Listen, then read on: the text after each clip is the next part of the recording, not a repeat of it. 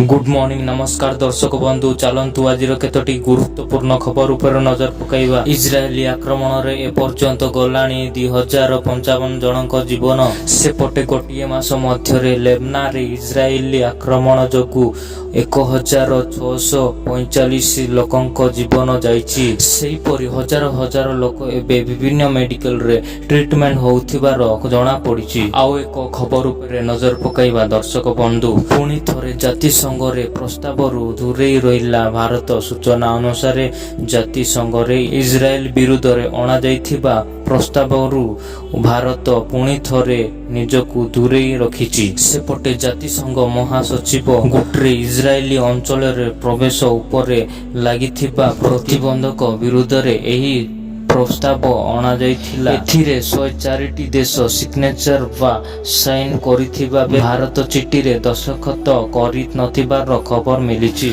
आउ एक खबर उपर नजर पकाइबा दर्शक बंधु। मोदी सरकार को लागिला बड़ झटका। फेल मारिला Y+ कैटेगरी सुरक्षा। गुली माडरे चलीगला महाराष्ट्र पूर्वतन मंत्री जीवन, जहाकू नहीं Y+ सुरक्षा कैटेगरी उपरे प्रश्न उठेछि विरोधी बोली खबर मिली।